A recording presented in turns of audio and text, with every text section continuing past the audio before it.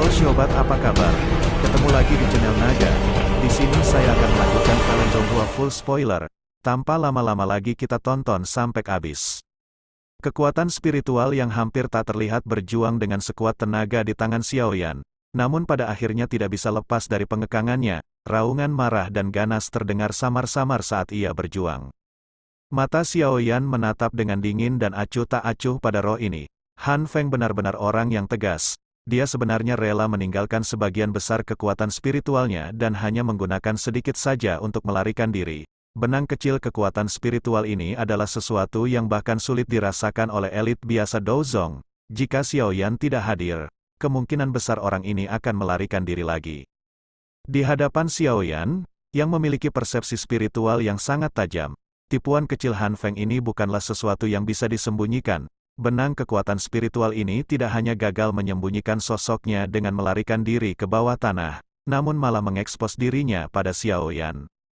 Sekelompok api hijau giok muncul di tangannya, membungkus kekuatan spiritual. Xiaoyan kemudian mengeluarkan botol giok dan melemparkan kekuatan spiritual ke dalamnya. Dia menyekat tangannya dan lapisan api samar yang terbuat dari api hijau giok terbentuk di mulut botol. Aku akan menghiburmu dengan baik setelah ini selesai, senior. Sudut mulut Xiaoyan terangkat menjadi senyuman dingin. Dengan membalikkan tangannya, dia mengembalikan botol giok itu ke cincin penyimpanannya. Xiaoyan hanya mengangkat kepalanya setelah mendapatkan kekuatan spiritual. Matanya memandang sekelilingnya, dan dia melihat bagaimana lembah api iblis telah berubah menjadi reruntuhan. Matanya yang tenang perlahan mengamati lapangan terbuka. Daerah itu segera menjadi sunyi ketika mereka melihat tatapan mata Xiaoyan. Para ahli dan pemimpin dari wilayah pelosok hitam yang diundang oleh Han Feng merasakan jantung mereka berdebar kencang. Tatapan mereka melayang tak menentu dan takut menatap mata Xiaoyan. Mereka telah menyaksikan pertempuran besar hari ini. Ada 2 atau 3 jika ada yang memasukkan apa yang disebut sebagai roh ganas, para elit Douzong di pihak mereka. Namun, ketiga elit Douzong ini semuanya telah binasa di tangan Xiaoyan. Untungnya saya tidak menunjukkan bahwa saya ingin mengikuti Han Feng. Kalau tidak, cukup banyak orang yang diam-diam menyeka keringat dingin sambil bersuka cita di dalam hati. Tatapan Xiaoyan tidak berhenti lama pada orang-orang ini. Setelah melihat sekeliling, ia berhenti di Old Yingsan. Hati Yingsan tua sedikit menegang setelah merasakan tanah Xiaoyan pada dirinya. Namun, wajahnya tidak menampakkan apapun. Dou Qi yang kuat juga diam-diam beredar di dalam tubuhnya saat dia mempersiapkan dirinya untuk bertarung kapan saja. Tuan tua Yingsan, aku bisa membiarkan masa lalu berlalu. Namun, saya berharap hal ini tidak terjadi untuk kedua kalinya.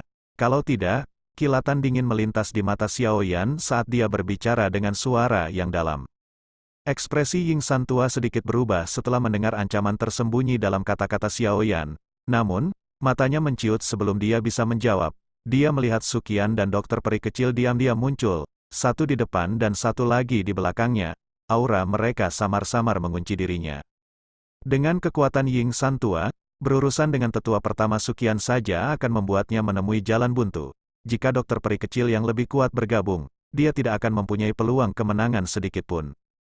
Mata Yingsan tua berkedip-kedip dan ekspresinya tiba-tiba berubah sekali lagi karena dia menyadari bahwa Mo Tianxing juga telah bergeser beberapa langkah tanpa meninggalkan jejak, secara kebetulan menutup jalan mundurnya yang terakhir. Orang tua ini benar-benar tidak tahu malu, dikurung oleh 3 elit Douzong. Bahkan Yingsan tua tidak berani memiliki pemikiran yang tidak biasa di dalam hatinya. Senyum yang agak kaku dipaksakan ke wajah lamanya saat dia berkata kepada Xiaoyan, "Aku yang dulu telah meremehkan teman kecil. Aku yang dulu juga telah dihasut oleh Han Feng hari ini. Tolong jangan salahkan saya."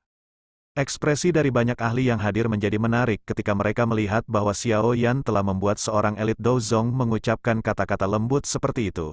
Tatapan yang tertuju pada Xiaoyan mengungkapkan rasa hormat yang lebih kuat tanpa pemiliknya menyadarinya. Xiaoyan tersenyum saat melihat sikap Yingsan tua. Setelah pertarungan besar, kondisi dokter peri kecil dan kondisinya cukup lelah. Kekuatan bertarung mereka telah berkurang drastis. Jika dia benar-benar memaksa Yingsan tua untuk bertarung sekuat tenaga, perubahan tak terduga mungkin terjadi, terutama dengan kehadiran Mo Tianxing yang netral. Meskipun orang ini tampaknya berdiri di sisi mereka sekarang, Tidak ada yang bisa menjamin bahwa dia akan mengendalikan dirinya sendiri dan tidak melakukan intervensi jika pertarungan mereka dengan Ying San tua berakhir dengan keduanya terluka parah. Oleh karena itu, tentu saja yang terbaik adalah jika mereka bisa menakuti Ying San tua. Apakah Ying San tua bersedia berpisah dengan air liur transformasi tubuh Bodhisattva? Xiao Yan melirik Mo Tianxing dan tertawa kecil. Ying San tua tanpa sadar tertawa getir saat mendengar ini. Dia menggelengkan kepalanya dan berkata, harta karun yang begitu unik pantas dimiliki oleh seseorang yang memiliki kemampuan.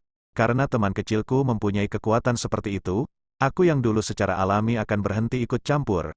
Namun, beberapa orang mungkin bermimpi indah untuk mendapatkan barang dan kekayaan. Ying San tua memandang Mo Tianxing dengan senyum dingin ketika dia berbicara sampai saat ini.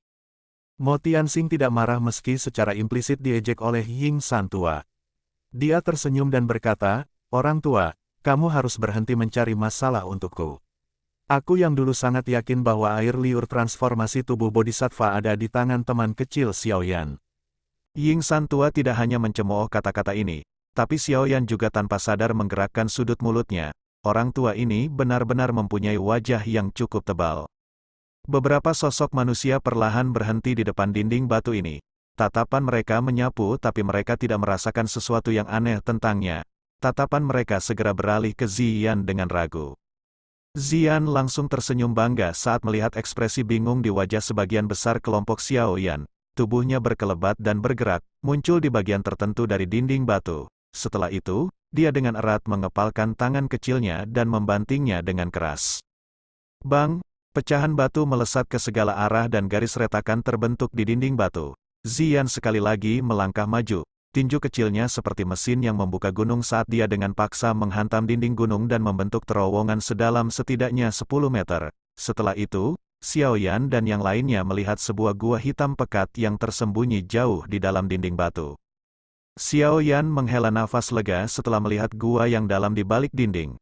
Dia tak berdaya menggelengkan kepalanya dan tertawa getir. Memang ada di sini, tapi metode pencarian harta karun gadis kecil ini terlalu biasa.